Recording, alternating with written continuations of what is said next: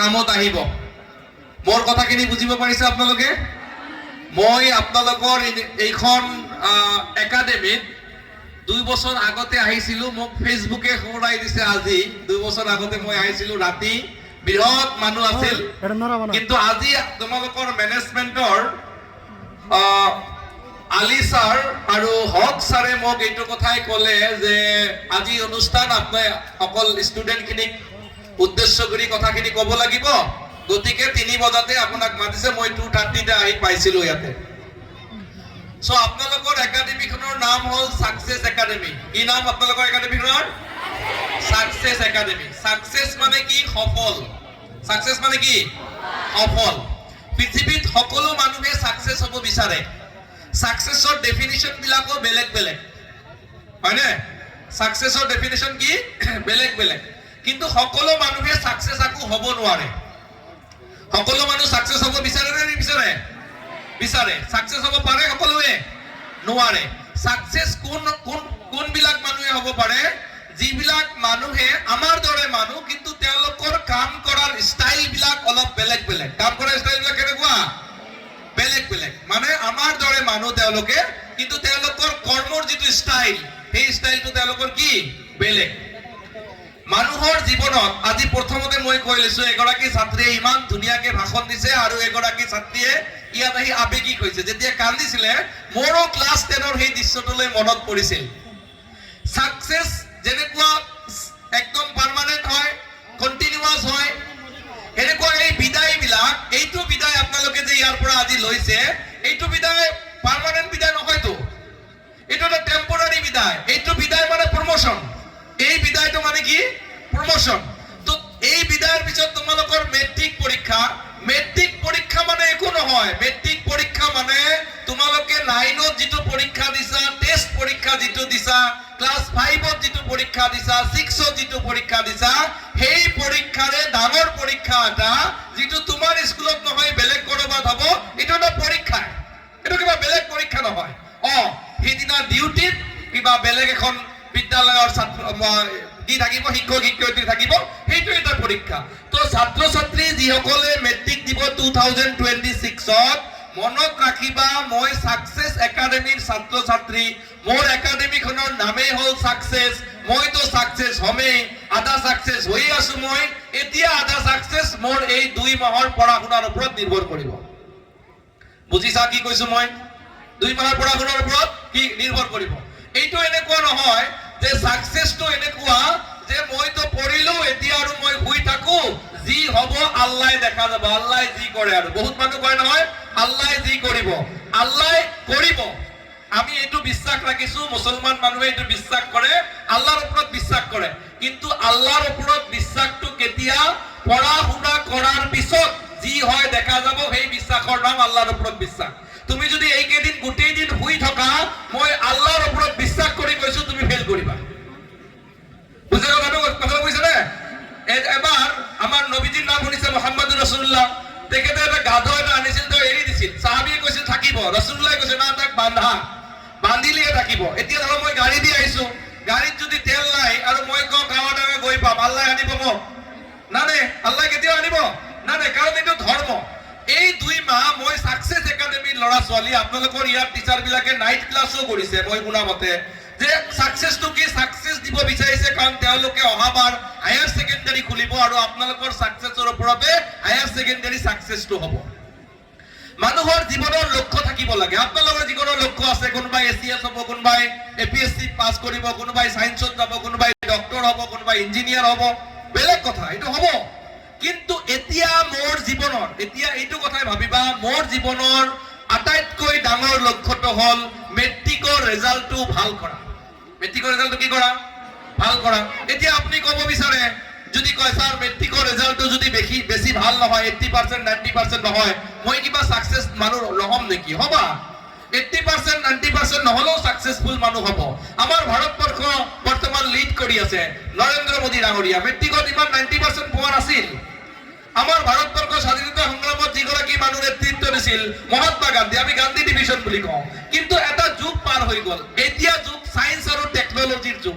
এতিয়া যুগ আধুনিকতাৰ যুগ।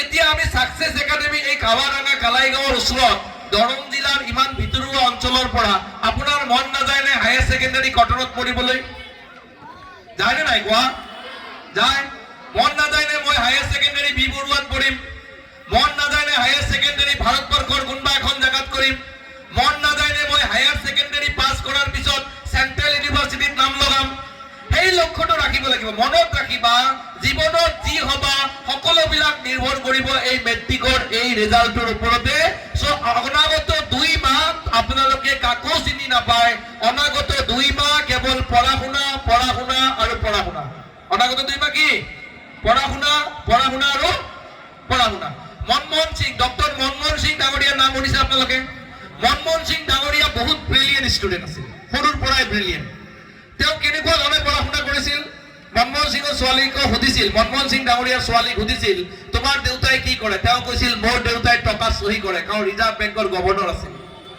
বুজি পাইছে কথাটো মনমোহন সিং যেতিয়া ক্লাছ 8 এই মেট্ৰিক পৰীক্ষাৰ সময়ত তেওঁৰ মামা আহিছিল তেওঁৰ মায়ে কৈছিল যে মামা আহিছে যোৱা কথা পাতা তেওঁ কৈছে মোৰতো মামাৰ লগত কথা পাতিবলৈ নাই মই এতিয়া পঢ়িবলৈ আছে এই কেইদিনৰ কাৰণে তোমালোকে মামা মামি খুৰা খুৰী যি আছে এই কেইদিন কথা পাতা আৰু আড্ডা মাৰাৰ সময় নাই ফেব্ৰুৱাৰী পৰীক্ষা দি আড্ডা মাৰিবা ফেব্ৰুৱাৰী পৰীক্ষা দি কথা পাতিবা কথাটো বুজি পাইছা মোৰ কথা বলা ভাই বুজি পাইছা ইয়েস বুজি পাইছা সো এই কেইদিন এই তোমালোকে যিবিলাক 9ত আছে 10ত আছে তেনেকৈ পঢ়া শুনা কৰিবা মই ক্লাছ 10ত যিসকল মেট্ৰিক দিব তেওঁলোকক কৈছো যে এই কেইদিন মই কোনো ধৰণৰ কোনো কথা কাৰোৰ লগত নাপাতো এই কেইদিন মোৰ জীৱনৰ একমাত্ৰ লক্ষ্য হল মেট্ৰিকৰ ৰিজাল্ট ভাল কৰিব লাগে এতিয়া কথা হয় স্যাৰ মোৰ ৰোল নম্বৰটো বেছি ভাল নহয় মোৰ ফালে তোমালোকে যদি কোৱা যে মোৰ ৰোল নম্বৰটো অলপ পিছত আছে মোৰ ৰিজাল্ট জানো ভাল হ'ব ৰিজাল্ট ভাল হ'ব ইয়া অসম্ভৱ কাৰবাৰ নহয় মই এটা মানুহৰ জীৱনী কাহিনী কৈছো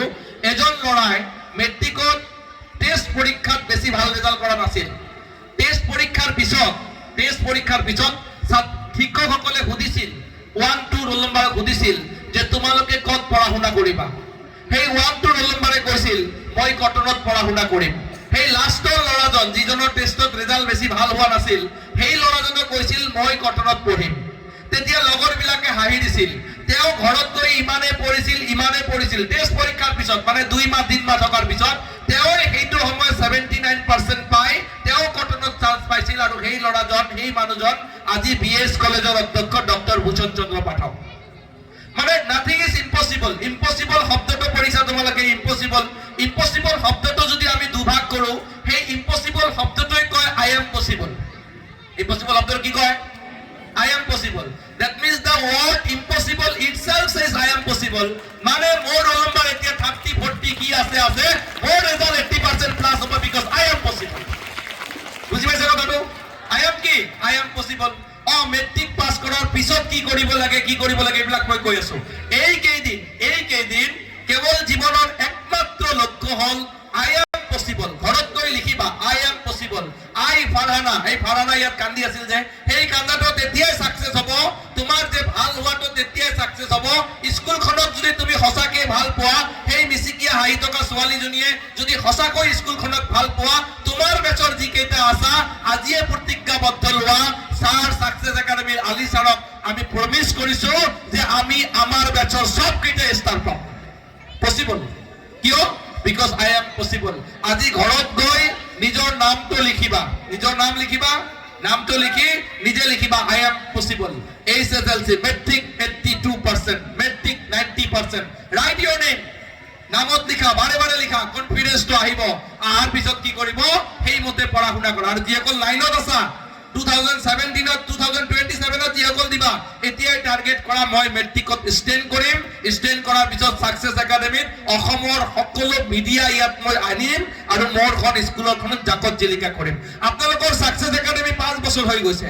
আপোনালোকৰ ইয়াত চাইছো 80% 90%ৰ বেনাৰ লাগিছে মই কওঁ অসমৰ ভিতৰত 3 গৰাকী যদি ভাল ৰিজাল্ট হয় সাকসেস একাডেমিৰ পৰা কিয় নহব কাৰণ আপোনালোকৰ টিচাৰ বিলাক ইয়াত আছে ডক্টৰ সৰ্বপল্লী ৰাধাকৃষ্ণনে কৈছিল টিচাৰ সকলে best mind of the world best mind যিসকল আছে সেইসকলে শিক্ষক মানে তেওঁ যি মানুহক গতি দিব পাৰে পথ দিব পাৰে এই কেইদিন আপোনালোকৰ শিক্ষকৰ লগত যোগসূত্ৰ ৰাখক ক্লাছ 9 আৰু 8 বিলাকে এতিয়াৰ পৰাই শিক্ষক শিক্ষয়িত্ৰীৰ লগত যোগসূত্ৰ ৰাখক চাব আপোনাৰ ৰিজাল্ট কোনো পৃথিৱীৰ কোনো মানুহে আপোনাৰ ৰিজাল্ট কোনো বেয়া কৰিব নোৱাৰে আপুনি শিক্ষকৰ লগত কানেকশ্যন থকা এটা ছাত্ৰ ছাত্ৰী হওক যিসকলে 9ত আছে 10ত আছে যিসকলে সাকসেস একাডেমিত এইবাৰ পৰা মেট্ৰিক পাস কৰিব প্ৰমিস কৰক আমাৰ বেষ্ট আমি ভাল ৰিজাল্ট কৰাম সেই প্ৰমিস কৰক কাৰণ ডক্টৰ এপিজে আব্দুল কালামে কৈছিল ড্ৰিম বিগ আমাৰ লক্ষ্যটো কি হ'ব লাগিব বিগ হ'ব লাগিব বহুত বিগ হ'ব লাগিব এপিজে আব্দুল কালামে কি কৈছিল লাইফৰ এম ইন লাইফটো আমি ফিক্স কৰিম ড্ৰিম লক্ষ্য যেটো বহুত ডাঙৰ কৰিম এতিয়া লক্ষ্য মই শৰ্ট টাৰ্ম লক্ষ্য কৈছো এতিয়া লক্ষ্য 95% ডাঙৰ সেই 95% অকল ভাবি থাকিলে নহব তাৰ কাৰণে তুমি হাৰ্ড ওয়াৰ্ক কৰিব লাগিব হাৰ্ড ওয়াৰ্ক এতিয়া সাৰে কৈছিল কাউডি দৰে সেই কাহিনীটো কৈছিল মই হেতু নকওঁ হাৰ্ড ওয়াৰ্ক মানে স্মাৰ্ট ওয়াৰ্ক এই কেদিন তুমি ৰাতিপুৱা ফজৰৰ নামাজৰ পিছত ৰাতিপুৱা তুমি 5 ঘণ্টা একেৰাহে পঢ়ি দিয়া ইভিনিং তুমি মাগৰিবৰ পিছত 5 ঘণ্টা একেলগে পঢ়ি দিয়া পৃথিৱীৰ কোনো শক্তিয়ে তোমাৰ ৰিজাল্ট ৰখাব নোৱাৰে বুলি মই কৈছো পৃথিৱীৰ কোনো শক্তিয়ে তোমাৰ ৰিজাল্ট ৰখাব নোৱাৰে কেৱল ডিসিপ্লিন লাইফ এটা মেইনটেইন কৰা এই কেদিনতে তোমাৰ ৰিজাল্ট ভাল হ'ব এই হাৰ্ড ওয়াৰ্ক যদি কৰা টাইম ম্যানেজমেন্ট যদি কৰা টাইম ম্যানেজমেন্ট আই মাতৃ সকলো আছে লৰা ছোৱালী গোটেই দিন পঢ়িব নালাগে গোটেই দিন একে মেট্ৰিক আইছে বুলি গোটেই দিনে ৰাতি পঢ়ি একদম টেনশন লৈ মই আগতে কৈছো মেট্ৰিক পৰীক্ষাটো সাধাৰণ পৰীক্ষাৰ দৰে এটা পৰীক্ষা যি পৰীক্ষা স্কুলীয়া শিক্ষাৰ শেষ পৰীক্ষা সেই পৰীক্ষা আমাক পাছ হ'ব লাগিব টাইম ম্যানেজমেন্ট আমি নাজানো আমি ৰাতি আমাৰ প্ৰবলেম ৰাতি 2টা লৈকে পঢ়ি 10টা বজাত উঠি দিনটো পঢ়িলে কাম নহব পাৰিলে ফজৰৰ আগত উঠি পঢ়া তাহাজ্জুদৰ সময়ত উঠি পঢ়া সেই পঢ়া কোনে ষ্টাৰ্ট কৰা চাবা তুমি দিনৰ 10টা হোৱাৰ লগে লগে তোমাৰ চেপ্টাৰ কেইটামান একদম কমপ্লিট হৈ গল আজি গৈ ফাৰ্স্ট এটা ৰুটিন বনোৱা যে ফেব্ৰুৱাৰীৰ 1 তাৰিখৰ আগত তোমাৰ সিলেবাসটো কমপ্লিট হৈ যাব লিখা হৈ যাব পঢ়া হৈ যাব টেষ্ট সিৰিজ হৈ যাব কোশ্চেন পেপাৰ বিলাক সলভ হ'ব সকলো বিলাক সলভ হোৱা কৈ আজি গৈ তোমাৰ মতে ৰুটিন বনোৱা তোমাৰ যদি ৰুটিন বনাত অসুবিধা হৈছে এই শিক্ষকজনক আপোনালোকৰ বহি আছে আপোনালোকৰ হেডমাষ্টাৰক কক স্যাৰ মোৰ কিন্তু বহুত বাকি আছে মই কিন্তু শেষ কৰিবই লাগিব কি কৰে কম মই কিন্তু আছো কাৰণ আপোনাৰ কাৰণে বেষ্ট শিক্ষকজন আপোনাৰে শিক্ষক আপোনাৰ কাৰণে বেষ্ট শিক্ষকজন আপোনাৰ একাডেমিৰ শিক্ষক আপোনাৰ কাৰণে টাইম ম্যানেজমেন্ট মই বনাব নালাগে আপোনাৰ শিক্ষয়িত্ৰী গৰাকীয়ে আপোনাক জানে কিমান ঘণ্টা পঢ়িলে আপুনি হ'ব আজি ঘৰত গৈ মই ভাল পাইছো আপোনালোকৰ অনুষ্ঠান দিনতে শেষ কৰিব কালচাৰেল প্ৰগ্ৰাম হলো সোনকালে শেষ কৰিব লৰা ছোৱালীৰ পঢ়াত ডিস্টাৰ্ব হ'ব নালাগে আজি দিনত লৰা ছোৱালীখিনি যেহেতু পঢ়িব আপোনালোকে কালচাৰেল হলো এই প্ৰগ্ৰামৰ পিছত ঘৰত যাওক আজি গৈ ৰুটিন বনাওক ভাবক এজন স্যাৰ আহি কৈছিল নাথিং ইজ ইম্পসিবল সেই এপিজে আব্দুল কালামৰ ভাষাত মই কৈছো আপোনাৰ শিক্ষক বেষ্ট শিক্ষক এপিজে আব্দুল কালামে কৈছিল এম টু লোৱা আপোনাৰ জীৱনৰ লক্ষ্য কি আছে পিছত কথা সায়েন্সত আৰ্টছত পঢ়িবলৈ গুলিবাৰ পিছত কৰা এতিয়াৰ কথা হল 2 মাহ পিছত হোৱা মেট্ৰিকটোৱে আপোনাৰ জীৱনৰ লক্ষ্য কিন্তু সলনি কৰিব হয় কোনোবাই মেট্ৰিকত যদি বেছি ভাল ৰিজাল্ট নহয় তেও সাকসেস কৰিব তেওঁৰ বিভিন্ন ট্যালেন্ট থাকিব জুবিন গাৰ্গ ডাঙৰীয়া ভালদৰে পঢ়া শুনা কৰিব পৰা নাই কিন্তু জীৱনটো জিয়াই গৈছিল গোটেই বিশ্বৰ বুকুত খলকণি তোলোৱা এগৰাকী মানুহ এগৰাকী ব্যক্তিত্ব হেয়া পিছৰ কথা নেলসন মেণ্ডেলাই লৰ্ড ফেল কৰি দক্ষিণ আফ্ৰিকাত নেতৃত্ব দিছিল হেয়া পিছৰ কথা ৰাষ্ট্ৰনায়ক মহাত্মা গান্ধী 3rd ডিভিজন পোৱাৰ পিছত ভাৰত ৰাষ্ট্ৰৰ অন্যতম স্বাধীনতা সংগ্ৰামী হেয়া পিছৰ কথা শচীন তেণ্ডুলকাৰে ক্লাছ 8 পাস কৰাৰ পিছত ক্ৰিকেটৰ ভগৱান হৈছিল হেয়া পিছৰ কথা MS ধোনিয়ে বিকম ফেল কৰাৰ পিছতো গোটেই ভাৰতবৰ্ষৰ ক্ৰিকেট টিমত লিড কৰিছিল হেয়া পিছৰ কথা লতা মংগেশকাৰে ক্লাছ 6 পাস কৰিয়ে ভাৰত ৰত্ন লতা মংগেশকাৰ কুকিল কণ্ঠী লতা মংগেশকাৰ হেয়া বেলেগ ট্যালেন্ট কিন্তু আমাৰ কাৰণে আমাক মানুহে ৰেডিমেড দি নাযাব আমাৰ কাৰণে কিন্তু মেট্ৰিকৰ ৰিজাল্টটো ইজ ভেৰি ভেৰি ইম্পৰ্টেন্ট বুজি পাইছা মই কি কৈছো মেট্ৰিকৰ ৰিজাল্টটো কি বহুত ইম্পৰ্টেন্ট সাকসেসফুল মানুহ যদি হবলৈ হয় মেট্ৰিকৰ পিছত আপোনালোকৰ কিছুমান কাম আছে ৰিজাল্ট লৈকে নিজৰ জীৱনটো ভালদৰে উপভোগ কৰিব লাগিব মেট্ৰিক পৰীক্ষা দিলা ইমাজিন কৰাচোন pleasure of imagination pleasure of কি কোন লৰা ছোৱালী সকল কথা নাপাতিবা ফাৰ্স্ট বেঞ্চ ভাইটি ভণ্টি কথা নাপাতিবা ফাৰ্স্ট বেঞ্চত শুনিছা মেট্ৰিকৰ লৰা ছোৱালী মই কৈছো প্লিজাৰ অফ ইমাজিনেশন বুলি এটা থিয়ৰি আছে সেই ইমাজিনেশন এতিয়া ইমাজিন কৰি লোৱাচোন মই মেট্ৰিক পৰীক্ষা দিলো মেট্ৰিক পৰীক্ষা দিয়াৰ পিছত মোৰ পৰীক্ষা ভাল হৈ গল মনটো মই বিৰাট ফুৰ্তিত আছো ভাবতে কি অসুবিধা আছে এতিয়া ভাবাচোন মই দিল্লীত গলো আকৌ আহিলো ভাবিব অসুবিধা আছে নাই ন ভাবা মই দিল্লীত গলো ভাবিলা তো মেট্ৰিক পৰীক্ষা দি দিলো সব কোশ্চেন কমন পড়ি গৈছে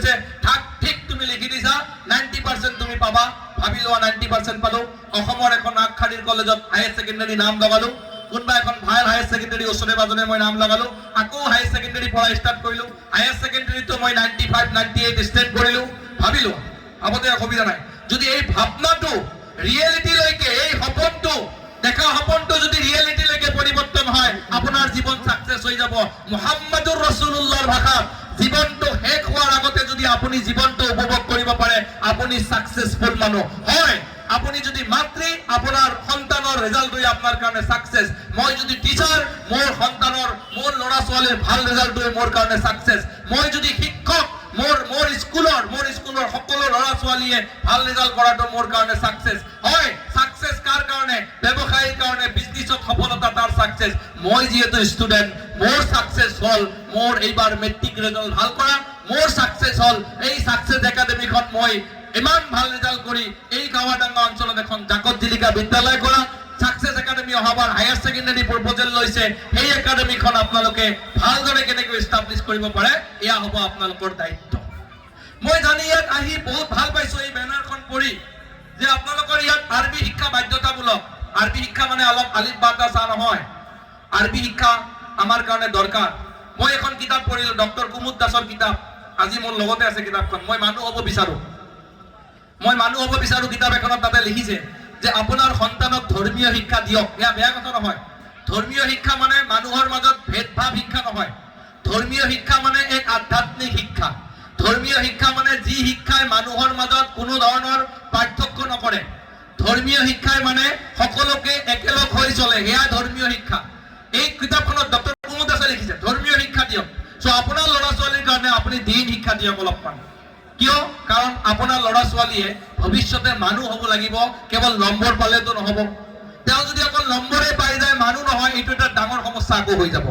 তেওঁ অকল আমেৰিকাত যাব নহয়, আকৌ আমেৰিকাত যোৱাৰ পিছত আকৌ আপোনাৰ খবৰ নল'ব। এনেকুৱা সন্তান আকৌ অসমখনত বহুত আছে, ভাৰতবৰ্ষত বহুত আছে। বহুত পাৰ্চেন্টেজ পাইছে, 90 100। আপুনি মই মটিভেট কৰি গৈছো, 90 পাইছে, পিছত গৈ কেনাডাত থাকে, ল'ৰা ছোৱালী মা দেউতাকৰ কোনো খবৰ নলয়। এনেকুৱা সাকসেসটো নালাগে আমাক। সাকসেস আমাক সমাজততো মানুহ লাগিব। আকৌ মানুহ লাগিবলৈ এই যে আপোনালোকে 8 লৈকে আপোনালোকৰ এজন হাফিজ ইয়াতে দিছে, এজন আলিম যদি ভাল আপোনালোকে লয়, এই তালিমুল ইছলাম অকলমান যদি তেওঁৰ দেশৰ প্ৰতি দায়িত্ব কি, ঘৰখনৰ প্ৰতি দায়িত্ব কি, যদি ক্লাছ 8ৰ ভিতৰত শিকে ল'ৰাজনে যে মোৰ মা দেউতা কোন, আব্বাৰ ৰেসপেক্ট কি, মাৰ ৰেসপেক্ট কি, খুৰাৰ ৰেসপেক্ট কি, সমাজৰ প্ৰতি মোৰ দায়িত্ব কি, এই যে ল'ৰা ছোৱালী কণ বয়সত যদি শিকে, সেই ল'ৰাজন ছোৱালীজনে পিছত ACS অফিচাৰ হলেও ৰাষ্ট্ৰৰ লগত কেতিয়াও তেওঁ কৰাপটেড নকৰে। সেয়াই হ'ব এই আৰবী শিক্ষা বা দুনিয়া শিক্ষাৰ কি হ'ব, এটা মূল লক্ষ্য হ'ব লাগে। সেই লক্ষ্যটো এটা আধ্যাত্মিক শিক্ষা, এয়া নৈতিকতাৰ শিক্ষা, এয়া মৰেলিটি, এয়া এথিক্স। যি এথিক্সে কি শিক্ষা দিব যে মই ৰাষ্ট্ৰৰ লগত কেতিয়াও বেয়া নকৰো, মই মোৰ ঘৰখনৰ লগত কেতিয়াও বেয়া নকৰো, মই আব্বা আম্মাৰ লগত কেতিয়াও বেয়া ব্যৱহাৰ নকৰো, মই বিয়া পতাৰ পিছতো মোৰ লাইফ পাৰ্টনাৰৰ লগত কেতিয়াও বেয়া ব্যৱহাৰ নকৰো, মই মোৰ হাজবেণ্ডক, মই মোৰ ৱাইফক বহুত ভাল পাম, মই মোৰ মা দেউতাকক ভাল পাম, শাহু মাকক ভাল পাম। এই শিক্ষাবিলাকেই ক্লাছ 8 লৈকে যদি দিয়ে, মই ভাবো সেইজন শিশু ভৱিষ্যত ডক্টৰ হলেও তেওঁ কিন্তু কচাই ডক্টৰ নহব, তেওঁ ৰাইজৰ উপকাৰ কৰা ডক্টৰ হ'ব বুলিয়ে মই ভাবো। সেইকাৰণে মই আপোনালোকৰ এই পদক্ষেপক বহুত মই শলাগ লৈছো যে এয়া এটা ভাল পদক্ষেপ। কাৰণ মানুহ হোৱাৰ শিক্ষা আমাৰ সমাজত লাগে, মানুহ লাগে আৰু নলেজ।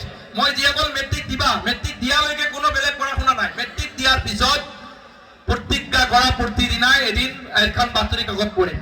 মেট্ৰিক দিয়াৰ পিছত বা এতিয়াই বেলেগ ছাত্ৰ ছাত্ৰীসকলে প্ৰতিজ্ঞা কৰা প্ৰত্যেকটো মাহতে মই 2খনকে এক্সট্ৰা কিতাপ পঢ়িম।